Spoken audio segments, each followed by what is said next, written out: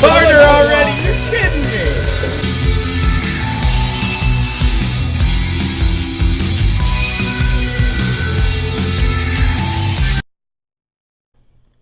Hi everyone, Elite Assassin here, and welcome to week 2 of the Road to the Master Chief Collection.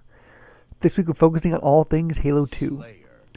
Hopefully I'll be able to dispel some confusion out there, because I know some people really don't understand what is going to be in the Master Chief Collection in regards to Halo 2. So, hopefully, during this week I'll help dispel some of that confusion. Today I want to focus on the Halo 2 Classic part of the anniversary of the Master Chief Collection. Anniversary will come Wednesday. Now, in regards to Halo 2 Classic, we're getting the full multiplayer experience. All 26 maps, the 12 on disc, 11 DLC, and 3 Halo 2 Vista maps. And we're getting the complete Classic campaign. So if you want to play through the campaign with, slightly bumped up original graphics, if you wanted to play through the campaign with the original sounds and music, if you really like the Breaking Benjamin song Blow Me Away, that's going to still be in there. So it'll be as you remember it, with all the fun glitches like the Scarab gun. All that stuff will still be there. And as I said before, the multiplayer experience will be held. There'll be a Classic playlist for just Halo 2 Classic, plus it'll be in the multi-game playlist as well, such as Team Slayer, Big Team, and Team Hardcore. Halo 2 was a very important Halo game for a number of reasons. Besides the fact that it helped, legitimize Xbox Live and online multiplayers on console, it also made a variety of changes to the mechanics of the game that we've seen throughout. Now, one of the biggest mechanical changes from Halo 1 is the fact that health packs are no longer necessary. Your health regenerates when your shield regenerates, and this idea has been shown through, modern shooters, throughout. If you played a modern shooter, you understand this mechanic. Call of Duty, when your screen goes all bloody and red and then eventually fades away and you're fine, it's the exact same idea. Your shields recharge, you're good to go. Your health's back. Also, Halo 2 added the mechanic of dual wielding. Now, if you started in Halo Reach or Halo 4, you're not too familiar with this, but, it's kind of what it sounds like. There's not really much more to it. You get to wield 2 weapons. Now, the weapons you can dual wield are as follows: pistols, SMGs, plasma pistol, plasma rifle, needler, and the brute plasma rifle.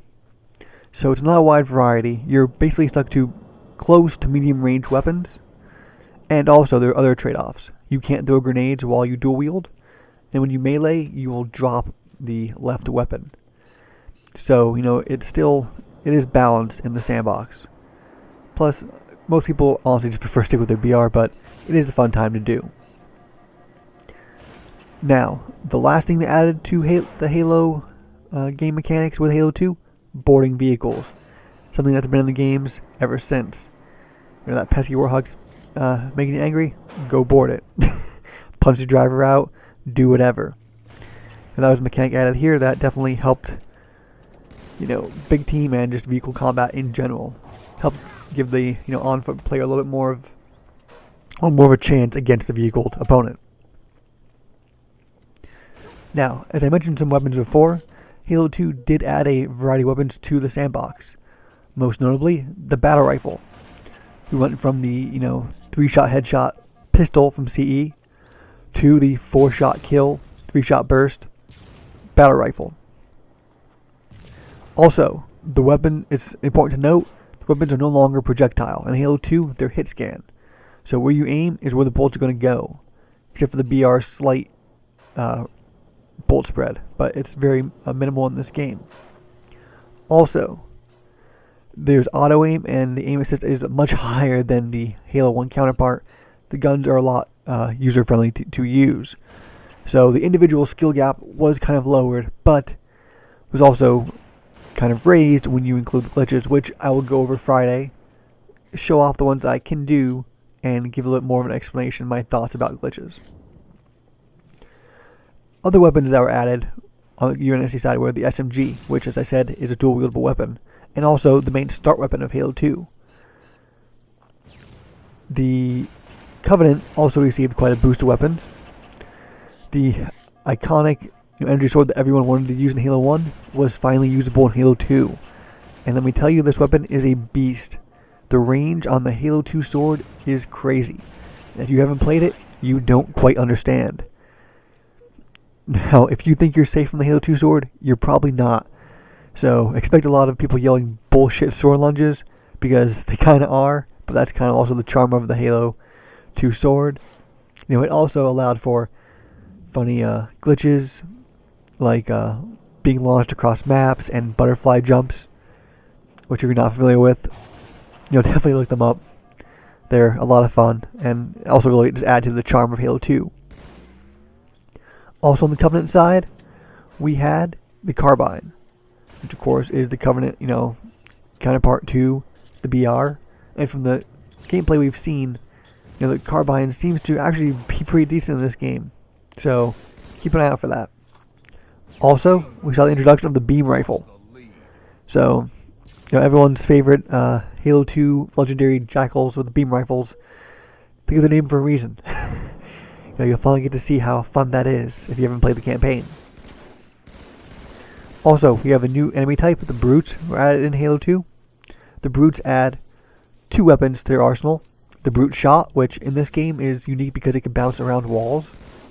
Well, the projectile can. And the Brute Plasma Rifle, which is like its Covenant counterpart, but shoots red bolts that are slightly weaker, but shoot faster and overheat. So, something to be aware of there. Also, we had our very first Forerunner weapon added in this game, and that is the Sentinel Beam. If you've seen the anniversary gameplay on Warlord, it's very misleading to the Sentinel Beam in Halo 2 Classic. It's not very good. So if you use an anniversary and go, wow, there it is in Classic, don't expect the same results. It's not quite as good, so just a warning.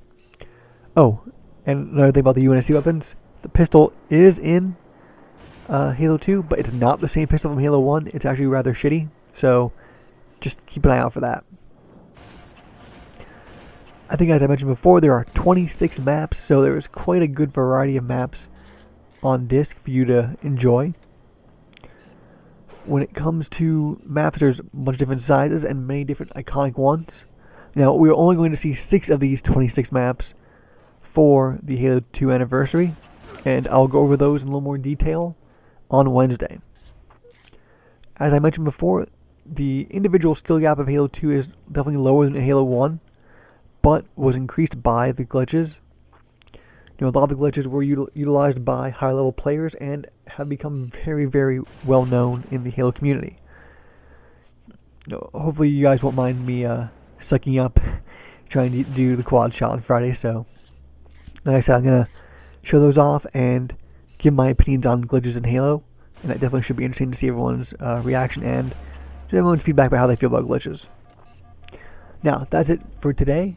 I hope you guys learned some things about Halo 2 multiplayer and the Halo 2 Classic side of the Master Chief Collection that you might not have known or been confused about. And I will see you guys on Wednesday.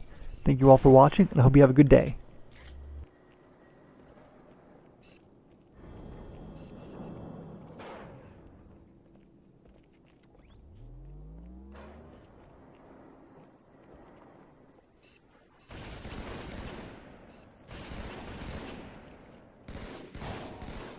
Game.